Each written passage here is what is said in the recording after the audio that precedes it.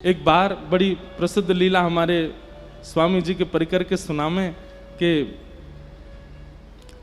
एक बार प्रिया जी ठाकुर जी दोनों गए स्वामी जी के पास। स्वामी जी नित्य मानसी में विराजमान रहे, यमुना जी के तट पर नेत्र बंद करके और मानसी में चले जाएं और वह मानसी में प्रिया प्रियतम को दर्शन करें। एक दिन मानसी में प्रिया प्रियतम दोनों आए और स्वामी जी से बोले, स्वामी जी बोले हाँ आज आपको एक निर्णय करना पड़ेगा। बोले कहा, हम दोनों में नृत्य बढ़िया कौन करे आप बताओ। प्रिया जी बढ़िया नृत्य करें कि मैं बढ़िया नृत्य करूं।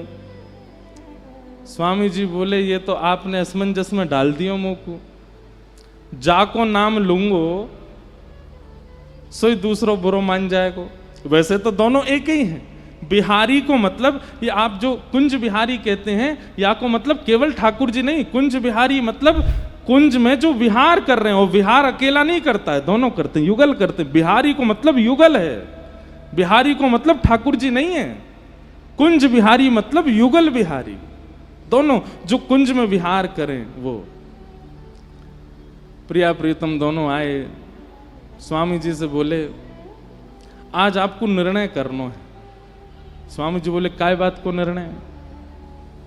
हम दोनों में बढ़िया नृत्य कौन करे। स्वामी जी बोले अब ऐसा तो मत करो, ये तो पक्ष बड़ो विलग है जाएगा। बोले नहीं नहीं आज आपको करना ही पड़ेगा। श्री जी बोली हाँ आज हम भी यही पक्ष में है कि आप निर्णय करो दोनों में बढ़िया नृत्य कौन करे। स्वामी जी बैठे हैं और सामने श्री वृंदावन विपिन में यमुना जी के तट पर प्रिया प्रियतम दोनों खड़े हैं। ठाकुर जी अपने गाजे बाजे वाले ने लेके आए, संगीत वाले ने, श्री जी के अपने आए परिकर के सब। बोले पहले कौन करेगा? पहले श्री जी बोली पहले हम करेंगे और हम जो करेंगे वाक्य बाद वही ताल वही धुन पर ठाकुर जी करेंगे और फिर आपको निर्णय लेना दोनों में तो कौन से ने बढ़िया किया। ठीक है। मृदंग बजने प्रारंभ भई, वीणा मजनी प्रारंभ भई और श्री जी ने सुंदर नृत्य करनो प्रारंभ कियो। ऐसे सुंदर सुंदर भाव भंगिमा हाथन की ऐसे सुंदर सुंदर कला करन लगी। ठाकुर जी देख रहे हैं दूर खड़े है कि अपने संगीत वाले कह रहे देख ले ये ताल बजानी या तो बढ़िया बजानी है, मैं करूंगा फिर स्वामी जी निर्णय देंगे। श्री जी ने ऐसा नृत्य कियो कि सब रीझ गए। स्वामी जी के तो नेत्र सजल है गए। श्री जी विराज गए, स्वामी जी करताल बजाने लगे, जय हो प्यारी जी को जय हो, आहा कैसा सुंदर नृत्य कियो। ठाकुर जी फेंटा कस गया, अब मेरी बारी है, मेरो देखो, ये देखो आचार्य उनको कैसो सुख दियो है ठाकुर जी ने, अब मेरो देखो। बोले हाँ अब आप करो। ठाकुर जी नृत्य करने लगे। ठाकुर जी ने ऐसा नृत्य किया, घूम घूम करके महाराज जो पीताम्बरी पहने ऐसी खुल जाए ठाकुर जी की। मुकुट जब घूमे ठाकुर जी द्रुत गति में तो ऐसा लगे मानो जैसे मोर ने अपने पिच्छ खोल लिए हों और सबरे मोर पंख खोल करके नृत्य कर रहे हो।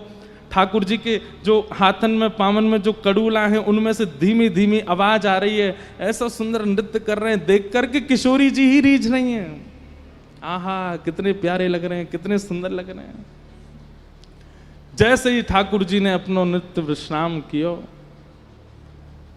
स्वामी जी बोल पाए, बोले श्री जी या बार तो माननी पड़ेगी ठाकुर जी ने बढ़िया नृत्य किया, या बार तो आप विजयी भाई, आपको नृत्य बढ़िया है।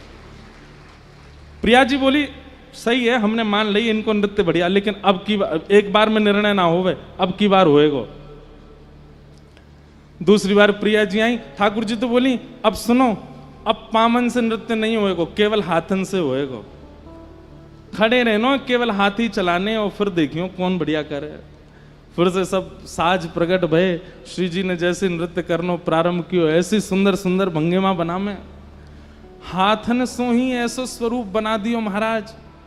ऐसी ऐसी मतलब अब जो नृत्य करें वो जाने कैसो कैसो भाव बना में। ठाकुर जी देख करके समझ गए भैया जे बारो तो हमने सीखो ही नहीं। अच्छा गुरु जी तो प्रिया जी हैं, गुरु जी तो श्री जी हैं, नृत्य तो उन्हें सिखाया हुआ है। तो गुरु जी तो कभी कभी ऐसी तान छेड़ दें, ऐसे ऐसे भाव लिया में जो शिष्य को सिखाया ही नहीं है। ठाकुर जी मानो मनी मन करें जेवारो तो ना सिखायो मुझे, बोला अब करो। अब की बार ठाकुर जी आए तो फिर स्वामी जी बोल गए, जय जय, या बार तो श्री जी विजयी भैया, या बार तो श्री जी जीत गई हैं, या बार तो श्री जी की विजय भैया। ठाकुर जी बोले, दो पक्ष में तो फिर पडला बराबर है गयो, तीसरी बारी में पता चलेगी श्रेष्ठ कौन है। और श्री जी, दोनों बार में आपने पहले नृत्य किया, अब की बार मैं पहले करूंगा, आप बाकी बात जो मैं करके दूं, जो मैं परोसूं वाकू आप करियो। फिर श्री जी बोली, हाँ अब क्या करो। ठाकुर जी बोले, ना हाथ चलेंगे ना पैर चलेंगे, केवल भौं अटकेंगी अब तो अब तो केवल सहन चलेंगे, अब तो केवल मुख की आकृति से नृत्य होवे, ऐसा नृत्य होवे। अरे भैया, कोई मुख से केवल हंसे ही नहीं, बोले ही नहीं, एक ही रस रहे, कितने हाथ चलावे पैर चलावे, वो बढ़िया लगेगा। मुख की आकृति यदि सुंदर नहीं बनी हो, हाथ पैर खूब चल रहे हो, तो रस नहीं आवेगा। और मुख के भाव भंगिमा को करवे में तो हमारे लाल जी सबते आगे। किशोरी जी बोली, ऐसो लेके आए हैं जामे मैं इन्हें हरा ही नहीं सकूं, क्योंकि भैया इनकी मुखाकृति, इनके सैनन पे, इनके नेत्रन पे कौन वारी नहीं जावे। मृदंग बज रही है, कांसे बज रहे हैं, बीणा बज रही है, और ठाकुर जी हिल नहीं रहे, केवल अपनी भौं मटका रहे हैं, अपने नेत्र चला रहे हैं, अपने गालन को ऊपर नीचे कर रहे हैं, और ऐसे ऐसे सुंदर सुंदर भाव बनामे। भैया स्वामी जी की तो कहा कहें, दूर बैठी बैठी हमारी श्री जी ही मोहित है गई। बोले, आहा लाल जी तो आज बड़े प्यारे लग रहे हैं, कैसे कैसे वारी जाऊं। अंत में ऐसी स्थिति है गई कि श्री जी स्वयं को रोक नहीं पाई और उठ करके आ गई, और श्री श्याम सुंदर के हाथ पकड़ करके दोनों रास करने लगे, दोनों उनको रास विहार प्रारंभ है गया।